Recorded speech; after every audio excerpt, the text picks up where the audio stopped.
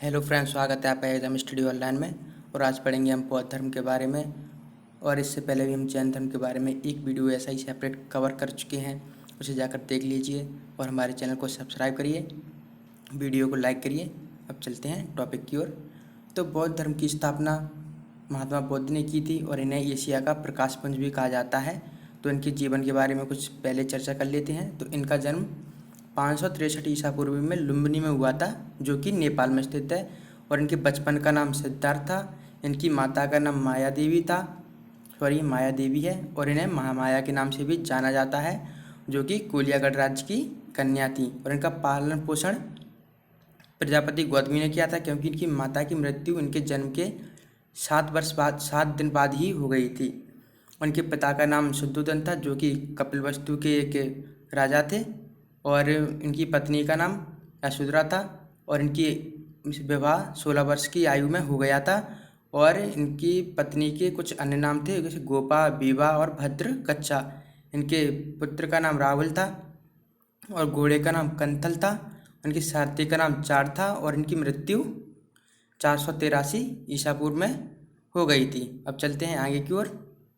तो इनके कुछ प्रतीक चिन्ह हैं, जैसे कि जन्म का प्रतीक चिन्ह का कमल है, गृहत्याग का घोड़ा है, और ज्ञान इनके पीपल वृक्ष के नीचे हुआ था। और निर्माण पद चिन्ह है इनके, और मृत्यु स्पूत है। तो दोस्तों, स्पूत होते क्या हैं? तो स्पूत एक ऐसा ढेर होता है जिसके ऊपर किसी मृत व्यक्ति की अस्थियों को उसमें रखा जाता है। ये होते हैं स्तूप। तो महात्मा बुद्ध एक राजा के पुत्र थे, तो उन्होंने कभी दुख देखे नहीं थे। और इनके रहने के लिए कहा जाता है कि गर्मियों के लिए अलग महल थे, सर्दियों के लिए अलग महल थे, और बरसातों के लिए अलग महल थे। तो एक बार ये अपने वहाँ से महल से निकले और कपिलवस्तु की यात्रा पर चले गए। तो उन्होंने 4 दृश्य देखे, जैसे कि बूढ़ा व्यक्ति, बीमार व्यक्ति, एक शव यात्रा देखी और एक सन्यासी व्यक्ति देखा। तो उन्होंने अपने अंगरक्षकों से पूछा था ये क्या है? तो उन्होंने कहा कि यही जीवन का सत्य है। तो फिर उनके बाद इनका मन बैराग हो गया और उन्होंने अपना घर त्याग कर दिया 29 वर्ष की आयु में। और इसे ही बौद्ध धर्म में महापरिनिष्क्रमण कहा गया है। अब बात करते हैं आगे की ओर। तो बौद्ध धर्म सर्वप्रथम अनुपयुग नामक अम्र उद्यान में रहे, और यहाँ पर वैशाली के निकट इन्हें एक साख्य दर्शन के आचार्य आलम अलार कमाल से इनकी मुलाकात हुई। और इनके पहले गुरु थे। उसके बाद राजगिरी के समीप इनकी धर्माचार्य रुद्रक राजपुत्र से मुलाकात हुई। ये उनके दूसरे गुरु थे। और उन्होंने 6 वर्ष की कठोर तपस्या के बाद पीपल वृक्ष के नीचे इन्हें ज्ञान प्राप्ति हुई। और ये वैशाली पूर्णिमा के दिन हुई। और इनका जन्म भी इसी दिन हुआ था, मृत्यु भी इसी दिन हुई थी, और ज्ञान की प्राप्ति भी वैशाली पूर्णिमा के दिन ही हुई थी। और ये पेड़ निरंजन नदी के किनारे है। और दोस्तों, कहा ऐसा भी जाता है, तब महात्मा बुद्ध तपस्या के लिए बैठे थे, तब कामदेव ने इनकी तपस्या भंग करने के लिए अपने पूरे दंड वेद श्याम जो थे सब अपना लिए थे। भूत पिशाच परी सब भेजी थी, पर इन्होंने दृढ़ निश्चय करके बैठे थे कि नहीं, हम ज्ञान प्राप्ति के बाद ही उठेंगे। अब चलते हैं अगले। तो धर्म चक्र परिवर्तन। तो ये ज्ञान प्राप्ति के बाद रुबेला यानी कि अभी का बुद्ध गया से सारनाथ आए। और सॉरी फ्रेंड। तो उन्होंने 5 ब्राह्मण सन्यासियों को उपदेश दिए, और इसे ही बौद्ध धर्म में धर्मचक्र परिवर्तन कहा है। और बौद्ध ने सर्वप्रथम तपस्वी और भाल्विक नामक 2 शूद्रों को अपना बौद्ध धर्म का अनुयायी बनाया। और बौद्ध धर्म के बाद ये बिम्बसार के यहाँ पर गए, और बिम्बसार ने उन्होंने बेड़ू विहार दान में दे दिया। इसके बाद ये लक्ष्मी के राजाओं का इनके पास निमंत्रण आया, और वहाँ पर गए, और उन्होंने ये कि नाम बिहार दान कर। बिहार होता क्या है? तो बिहार होता है क्या बोलते हैं इनको, भिक्षुओं के रहने के लिए एक स्थान। और इसके बाद इनके एक शिष्य थे आनंद, इनके कहने पर उन्होंने महिलाओं को संघ में प्रवेश होने की अनुमति दे दी। और सबसे पहली भिक्षुणी थी, तो उनका नाम था प्रजापति गौतमी। और ज्ञान प्राप्ति के 20 वर्ष बाद ये श्रावस्ती गए, और उन्होंने यहाँ पर एक उंगलीमल डाकू को अपना शिष्य बनाया। इसकी कहानी तो बहुत सी। अब बात करती है महापरिनिर्वाण की।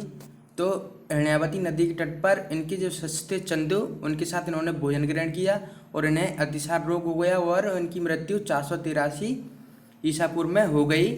और इनकी मृत्यु से पूर्व इन्होंने कुशीनगर में सुभद्र जो कि इनके शिष्य थे उन्हें अंतिम उपदेश दिया।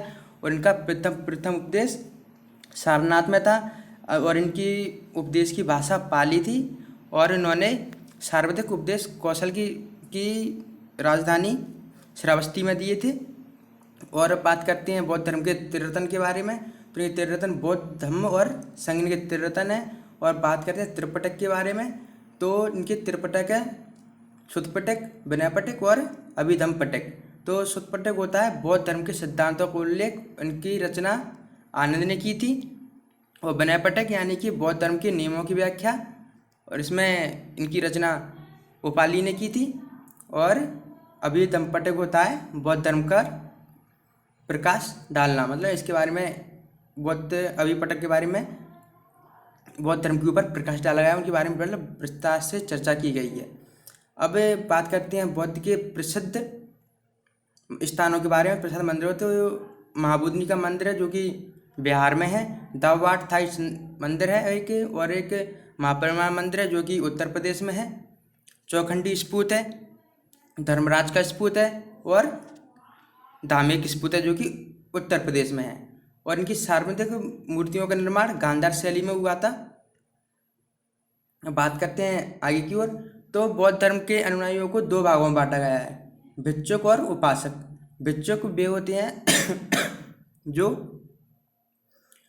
सन्यासी रहकर धर्म मतलब बौद्ध धर्म के प्रचार प्रसार करते हैं, सन्यासी रहकर। उपासक भी होते हैं जो अपने गृहस्थ जीवन में रहकर बौद्ध धर्म को अपनाते हैं।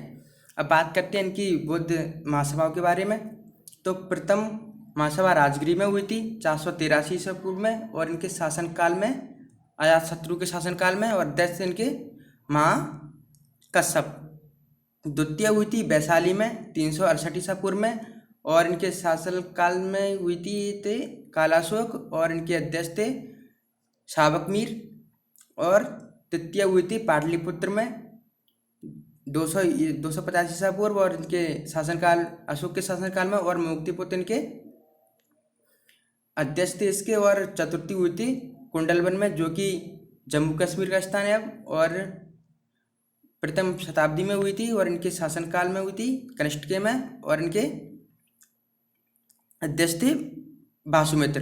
और देखिए इनको याद कैसे रखा जाए, मतलब प्रथम हुई थी राजगृह में आर, अजातशत्रु में ए, और महाकश्यप एम, यानी कि रम से हम पहले को याद कर सकते हैं, यानी कि आर से राजगृह, ए से अजातशत्रु और एम से महाकश्यप। अब दूसरे में की बात करते हैं बी के एस, यानी कि अब विकास नाम से भी इसको याद कर सकते हैं। और तीसरे को याद कर सकते हैं, सॉरी इसको थोड़ा इधर से कर ले, एम ए पी उल्टा करेंगे तो मैप बन जाएगा, इससे रखने में याद रखने में आसानी होगी। और चौथा के बी, इसको ऐसे मतलब शॉर्ट तरीके से याद रख सकते हैं। तो चतुर्संहिता के बाद बौद्ध धर्म को दो भागों में विभाजित किया गया, हीनान और महायान। तो हीनान में गौतम बुद्ध को महापुरुष कहा गया है, जबकि महायान में गौतम बुद्ध को देवता कहा गया है। प्रतीकों के रूप में दर्शाया गया है गौतम बुद्ध को। इसमें मूर्ति पूजा की बात कही गई है, इसमें स्वयं के परिवर्तनों पर बल दिया गया है, और जबकि महायान में गुणों के स्थानांतरण पर बल दिया गया है। इसमें अर्हताओं की प्राप्ति के बारे में कहा गया है, और इसमें करुणामय जीवन के बारे में कहा गया है। दोस्तों आपको वीडियो पसंद आई होगी तो वीडियो को लाइक करें, चैनल को सब्सक्राइब करें, बेल आइकॉन प्रेस करें, और थैंक यू। देखते रहिए एग्जाम स्टडी ऑनलाइन।